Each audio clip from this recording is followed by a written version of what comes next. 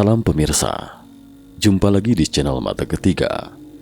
Mari bersama kita telusuri misteri dunia. Apakah kurcaci atau manusia kerdil itu benar-benar ada di dunia? Ketika berbicara tentang kurcaci, mungkinkah pertama yang terlintas dalam benak kita adalah negeri Lilliput dalam novel Gulliver's Travels karya Jonathan Swift? Lalu, seberapa kecil baru dianggap sebagai manusia kerdil? Kita ambil contoh negeri Lilliput dalam Gulliver's Travels atau Perjalanan Gulliver. Jika tinggi rata-rata kita 1,75 meter, maka kurcaci di negeri Lilliput hanya sekitar 15 cm atau sekitar ukuran penggaris saat kita di sekolah. Mungkinkah ada yang berpikir kurcaci yang disebutkan oleh Mata Ketiga hanya ada dalam novel atau dongeng? Tetapi tahukah Anda, catatan tentang manusia kerdil tidak hanya ada dalam dongeng, kita juga dapat menemukan bayangannya dari beberapa buku kuno.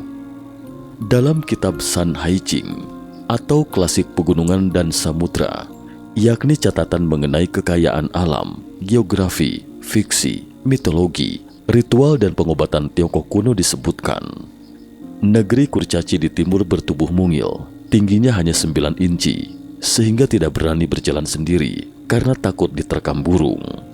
Para kurcaci yang dicatat oleh Qi Xiaolan, mantan Menteri Perang Tiongkok kuno, 1724 hingga 1805 dari dinasti Qing dalam buku Fantastic Tales juga sangat menarik.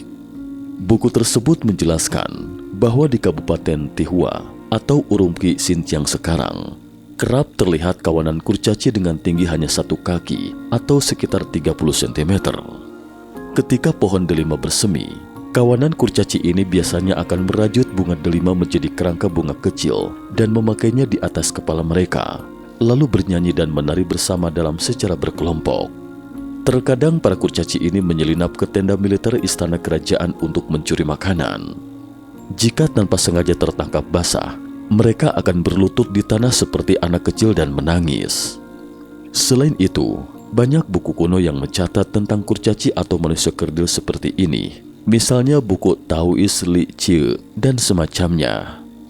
Para kurcaci yang tercatat dalam buku-buku ini memiliki kebiasaan hidup yang sama dengan orang-orang normal pada umumnya, hanya ukuran badannya yang lebih kecil.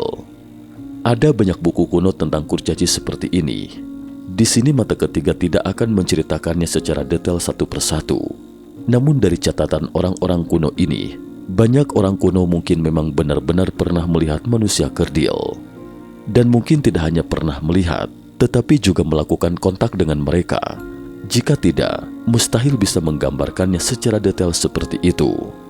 Selain dari buku-buku kuno, apakah kita bisa menemukan jejak keberadaan manusia kerdil ini dalam kehidupan nyata?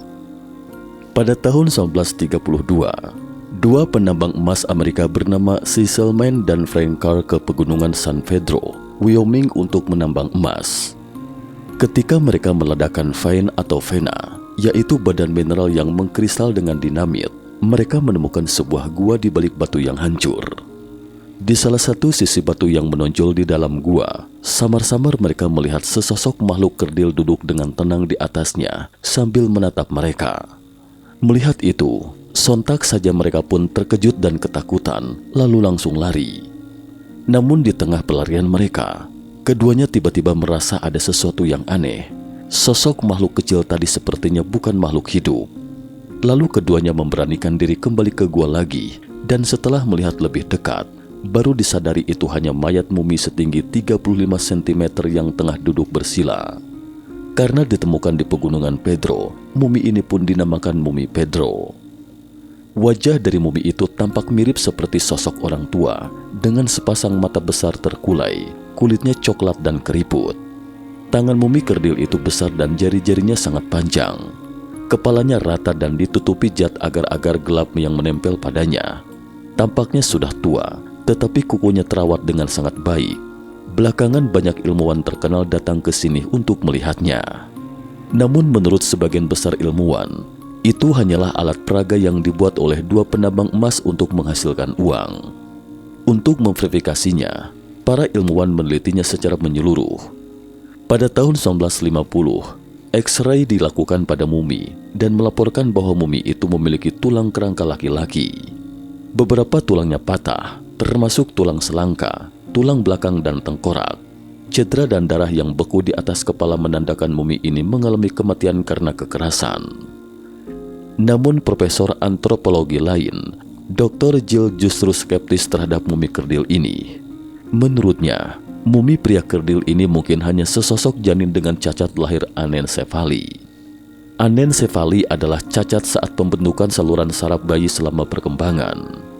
Bayi lahir penderita anensefali mungkin lahir mati atau bertahan yang beberapa jam sampai beberapa hari setelah lahir.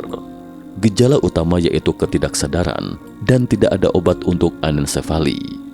Anensefali adalah kondisi berbahaya yang menimpa bayi, di mana ia dilahirkan tanpa beberapa bagian otak dan tulang tengkorak.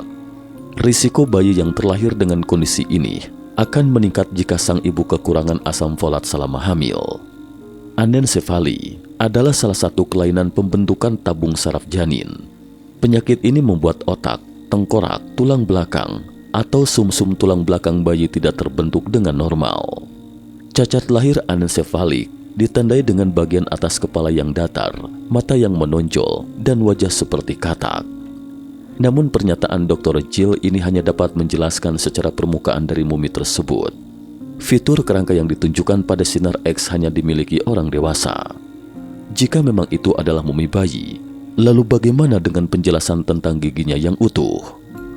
Ditilik dari rangkaian penelitian ini, jelas itu bukan mumi bayi manusia. Departemen Antropologi Universitas Harvard pun turut serta dalam verifikasi terkait, dan akhirnya dipastikan itu memang benar-benar mumi kerdil dan juga telah dipastikan usia kematiannya sekitar 65 tahun. Dan kebetulan menurut cerita suku Indian yang tinggal di sekitar, bahwa ada legenda setempat tentang suku manusia kerdil. Banyak penduduk asli Amerika yang tak asing dengan kisah legendaris tentang orang kecil atau Nimeriga. Dalam berbagai versi, orang kecil tersebut dipercaya mempunyai kekuatan magis dan bisa menyembuhkan.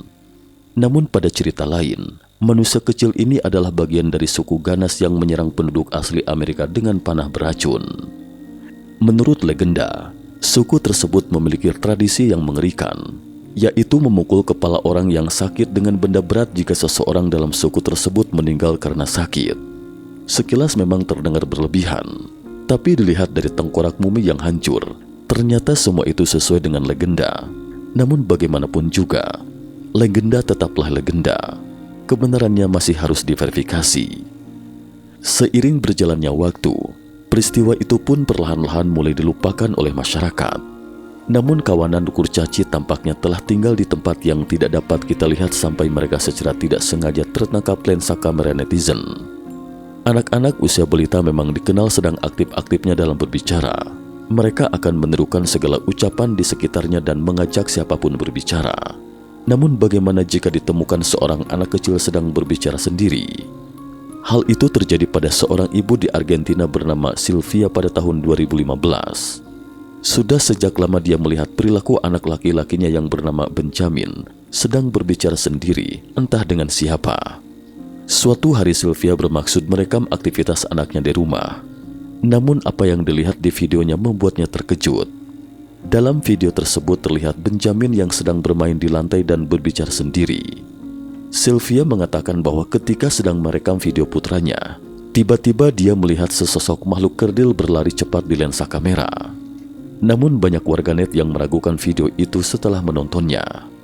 Menurut netizen, pemandangan seperti itu bisa dibuat melalui video editing. Tetapi sang ibu mengaku makhluk halus itu telah 5 kali tertangkap lensa kamera di rumahnya. Awalnya Sylvia mengira makhluk tersebut adalah tikus. Namun setelah dilihat lebih lanjut, makhluk itu seperti manusia kerdil yang sering disebut sebagai goblin dan meninggalkan bau tak sedap yang menyengat. Goblin merupakan makhluk halus yang sering muncul dalam kisah-kisah dongeng. Goblin merupakan bangsa peri dan tak terlihat oleh manusia. Mereka dilukiskan sangat serakah dan menyukai emas. Ternyata tidak hanya ibu Sylvia, banyak juga netizen yang mengalami kejadian yang sama. Bahkan ada makhluk kerdil yang tanpa sengaja tertangkap kamera saat selfie di rumah. Jika teman-teman memperhatikan dengan cermat, tampak sesosok makhluk kerdil berlari keluar dari bawah sofa ketika wanita di depan layar video ini melihat kamera sambil berjalan mundur ke belakang. Jadi apakah kurcaci itu eksis di dunia? Hal ini sepertinya masih menjadi misteri. Hanya saja menurut mata ketiga, jika kita bisa berpikir di luar bingkai sains, mungkin pertanyaan ini akan lebih mudah dipahami. Dalam proses perkembangan manusia, banyak hal nyata telah hilang dalam sejarah panjang. Baik itu ramalan, legenda atau penemuan arkeolog, semua ini membantu kita memahami kembali dunia ini. Misalnya manusia semut yang membantu suku bangsa Hopi yang sebelumnya pernah dibahas mata ketiga. Sebenarnya mereka termasuk kurcaci, tetapi legenda tentang suku bangsa Hopi masih terus diperdebatkan hingga sekarang. Seperti halnya keberadaan manusia kerdil dan raksasa yang selalu menjadi misteri yang belum terpecahkan. Kurcaci dikenal sebagai makhluk yang bertubuh kecil. Dalam cerita rakyat dan kisah mitologi Skandinavia, kurcaci ini berhubungan dengan peri. Ia dikisahkan tinggal di dalam pegunungan dan di pertambangan. Pegunungan ini juga dipercaya memiliki banyak emas dan batu-batu berharga. Meski banyak jenisnya, mereka digambarkan punya tinggi tubuh yang tidak lebih dari 45 cm. Seringkali kurcaci digambarkan sebagai sosok laki-laki yang berjenggot. Setiap kelompok kurcaci punya kerajaan, raja, kepala suku dan pasukannya masing-masing. Dalam kisah itu, kurcaci dikenal terampil dalam membuat berbagai perangkat dari logam dan bisa membuat pedang atau cincin ajaib. Namun pengetahuan kita terbatas, sementara misteri kehidupan dan alam semesta yang tidak diketahui itu tidak terbatas. Dan terkait legenda manusia kerdil atau kurcaci ini, mungkin ada di suatu tempat yang belum kita jelajahi. Menurut teman-teman, apakah kurcaci itu eksis di dunia nyata? Cukup sekian dulu topik kita hari ini. Terima kasih atas perhatiannya.